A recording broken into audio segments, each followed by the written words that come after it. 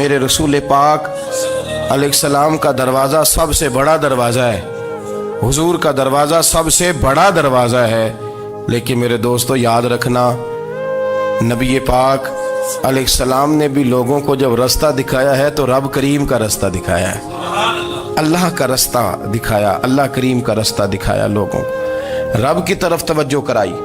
میرے رسول کریم سید عالم صلی اللہ تعالی علیہ وسلم نے لوگوں کی اللہ کی جانب توجہ کرائی اور لوگوں سے یہ کہا کہ وہ اپنے رب کریم کی جانب اپنا ذہن رکھیں، اپنی توجہ اپنے اللہ کی جانب مبذول کریں۔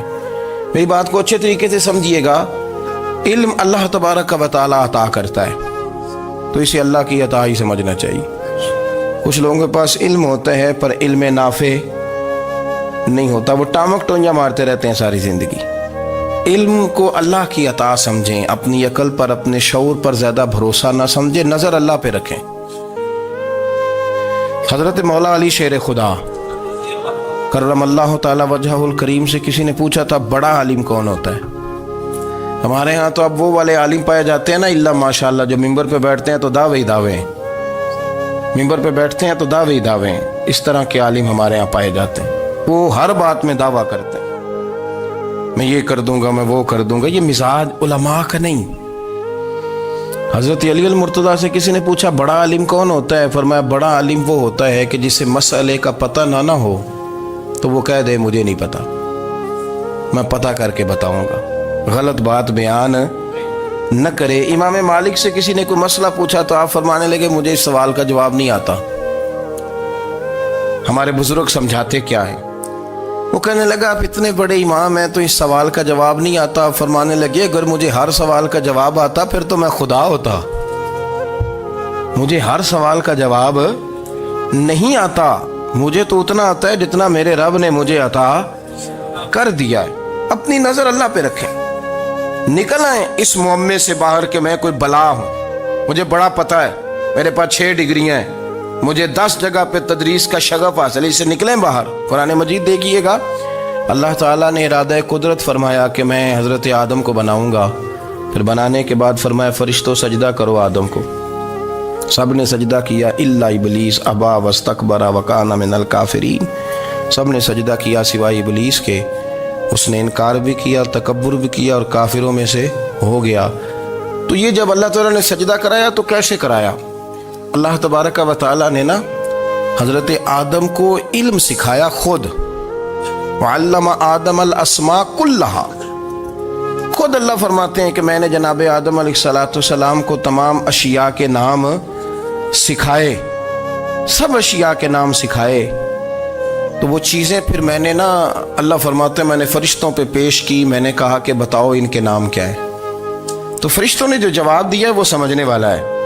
اللہ نے چونکہ خود علم سکھایا تھا حضرت آدم کو، جناب آدم سکھایا تھا لیکن فرشتوں کو نہیں سکھایا تھا، تو اللہ کریم نے فرمایا فرشتوں اب یہ بتاؤ ان چیزوں کے نام کیا ہیں؟ تو فرشتے کیا کہتے ہیں؟ فرشتے عرض کرتے ہیں قالوا سبحانک لا علم لنا۔ آپ کبھی یقین کریں اس چیز کی لذت لیں تو مزہ آ جائے۔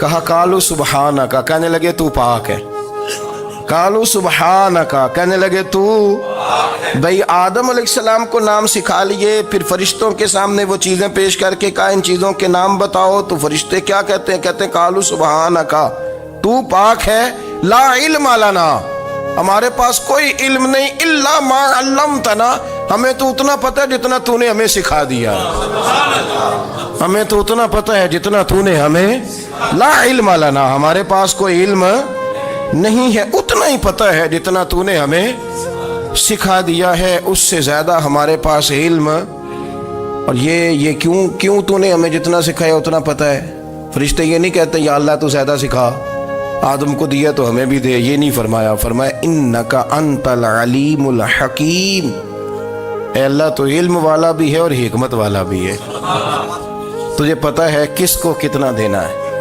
جتنا تو نے مناسب سمجھا جناب آدم کو دیا اور جتنا تو نے بہتر سمجھا وہ تو نے ہمیں عطا فرمایا۔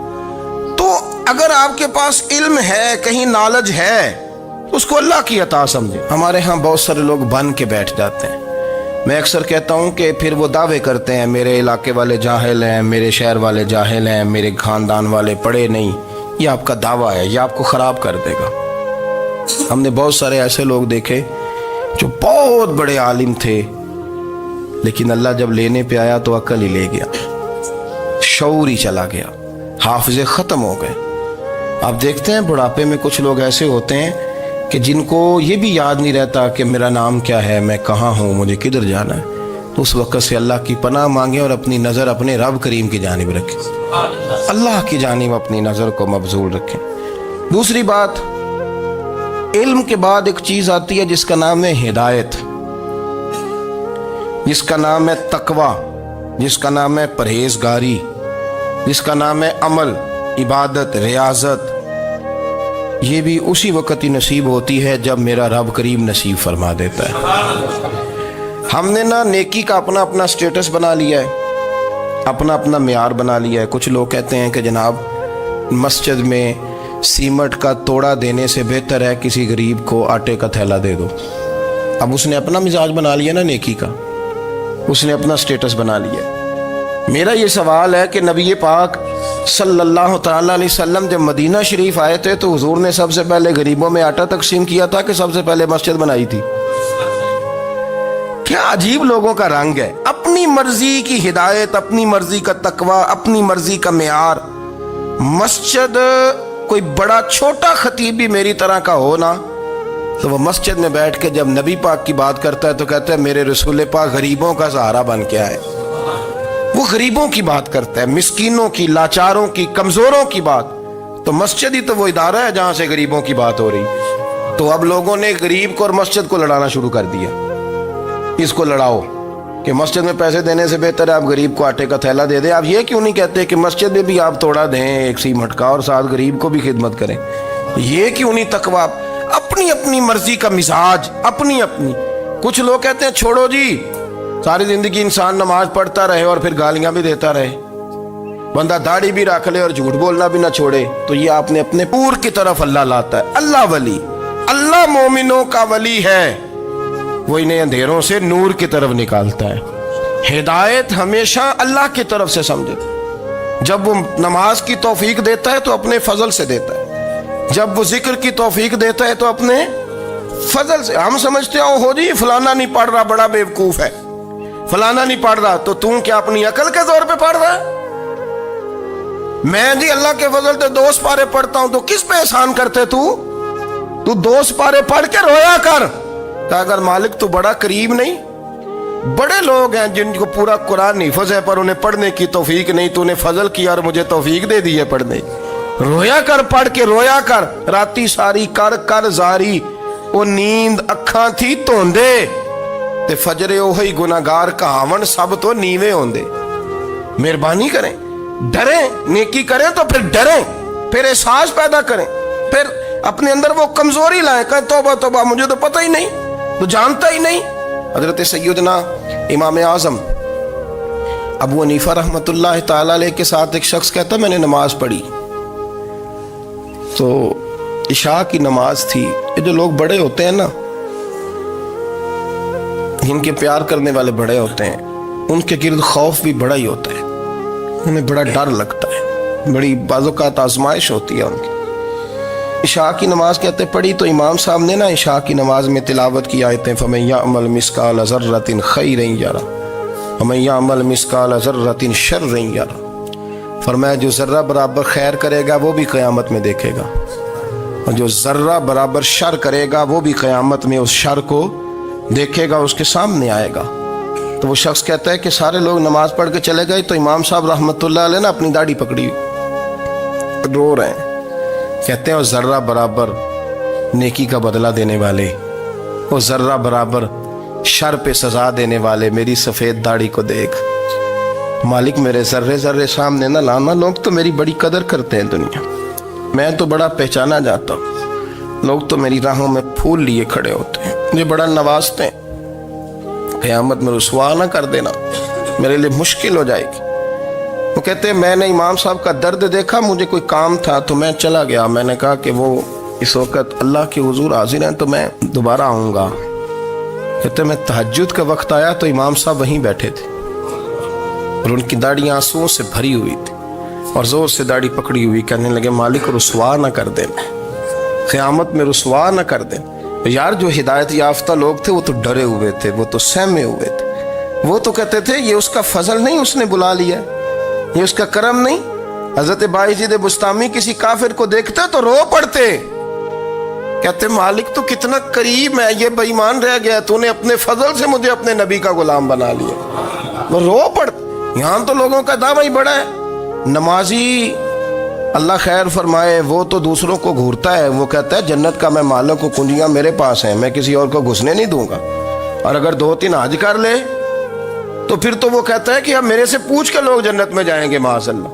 اور اگر وہ 2 4 5 7 دفعہ کوئی نفل پڑھ لے تو پھر وہ کہتا ہے چھوڑیں جی سارے لوگ بے عمل ہیں, میں اکیلا نیک ہوں. نہ ایسا کریں, اپنی توجہ اپنے رب پہ رکھیں, اپنی توجہ اپنے معین الملت والدین, عطائے رسول, ہند الولی, غریب نواز, خواجہ معین الدین چشتی, حضرت خواجہ اجمیر, شاہ اجمیر, والی ہندوستان. آخری عمر میں نا سارا دن روتے گزر جاتا, ساری رات روتے گزر جاتے, ذرا سی کوئی بات کرتا تو رو پڑتے, آنکھیں آنسوں سے بھری رہتی. کئی دفعہ اپنے بھی پریشان ہو جاتے ہیں نا کہ یار تو ایک بات کی جان ہی نہیں چھوڑ رہا. تو خواجہ قطب الدین صاحب بختیار کاکی سے لوگوں نے کہا کہ آپ مرشد سے بات کریں, اتنا بھی تو نہیں نہ رونا چاہیے, ہر وقت اس کے آنسو کی کریے, عاشق دا کام ہی رونا تونا, تے بنا رویوں نہیں منظوری. یہ عاشق سدا ہی روندا رہندا ہے, پاویں وصل ہوئے تے پاویں دوری, ہر وقت رونے کا کیا مطلب ہے. تو خواجہ قطب صاحب کہتے ہیں میں قریب گیا تو میں نے پیر دبائے, میں نے کہا سونیا لوگ تو کچھ بھی نہیں کرتے, تو نے تو کمال کر دیا, 90 لاکھ آدمی مسلمان کر دیا, دنیا کچھ نہیں کرتی, تو نے 50 سال ساری رات مسلح پہ بیٹھ کے رب راضی کیا.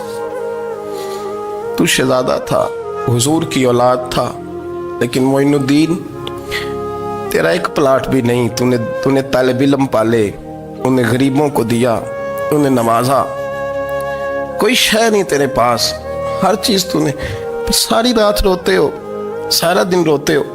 تو خواجہ قطب الدین صاحب کہتے ہیں میں نے جب عرض کیا تو خواجہ صاحب مجھے گلے لگا لی, چیخ مار کے روئے, کہنے لگے قطب الدین پتر داڑھی سفید ہو گئی, جانے کا وقت آ گیا, جو تو نے نیکیاں گنوائی ہیں وہ ہیں صحیح میرے پاس, پر یار کی بارگاہ میں پیش کرنے کے قابل ایک بھی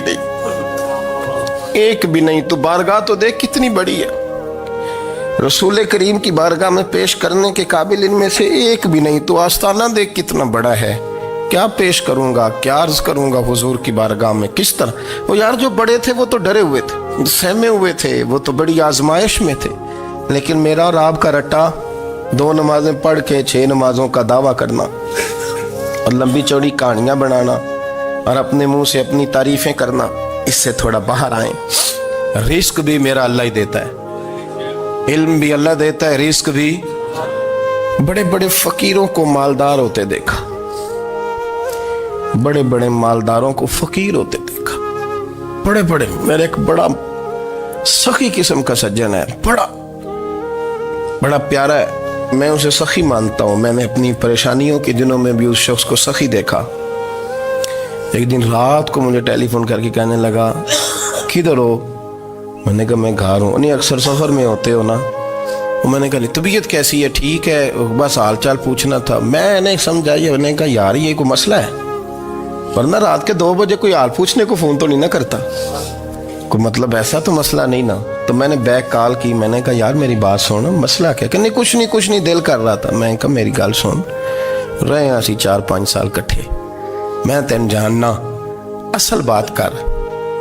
کہنے لگا مکان بھی بڑا ہے, سارا کچھ ٹھیک ہے, پر وہ بڑا ہی بے نیاز ہے. کچھ حالات اس قسم کے آ گئے ہیں کہ لوگوں کو بتاؤں بھی تو لوگ ماننے کو تیار نہیں.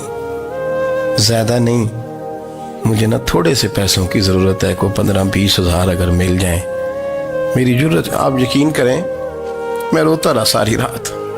میں نے کہا مہربانہ تیرا کس طرح کرانگے, اس سے لے کے زمانہ استعمال کرتا تھا, پر بے پرواہی ویکھ نہ سجڑ دی, جتھے کسے دی پیش نہ جاوے, انہیں تاجاں والے در در رولے تے منگتیاں تخت بٹھاوے.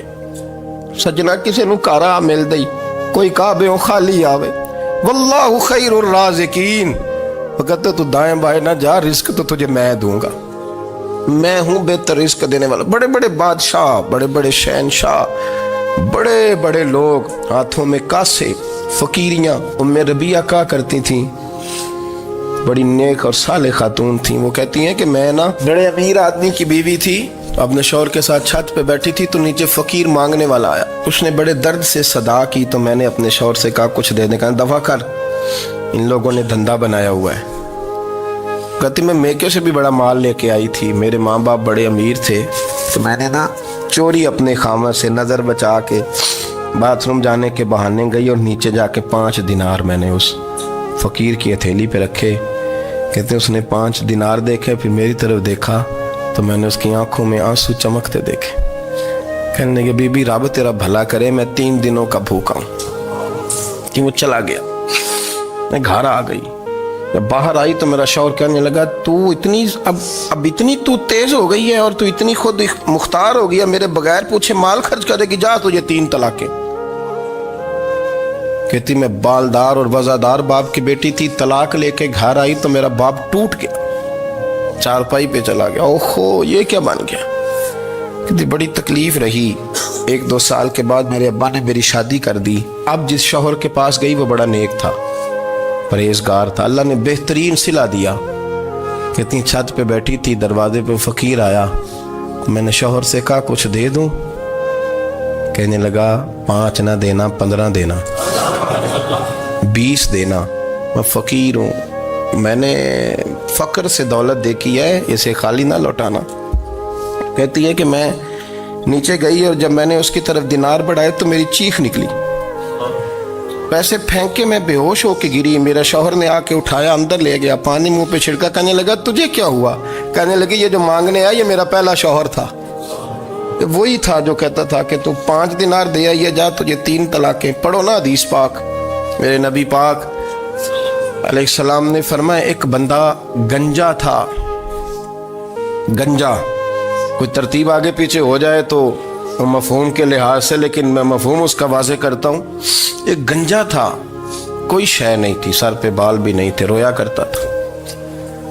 अल्लाह ताला ने फरिश्ते को भेजा, तुझे क्या चाहिए। तो कहने लगा बाल आ जाए और थोड़ा माल आ जाए। फरिश्ते ने हाथ फेरा तो बाल भी आ गए, तो बकरियां भी आ गईं, लाइनें लग गईं, माल ही माल हो गया। दूसरे के पास गया, वो कोड़ा था, उसको जाके कहा क्या चाहिए। कहने लगा शिफा हो जाए और कुछ अल्लाह ताला आसानी कर दे। शिफा भी हो गई, गायें भी दे दी, भैंसें भी दे दी, माल ही माल हो। फिर एक के पास गया, वो अंधा था, तुझे क्या चाहिए। उसने कहा आंखें मिलने और कुछ साथ, अल्लाह माल दे दे। ऊंट ही ऊंट हो गए।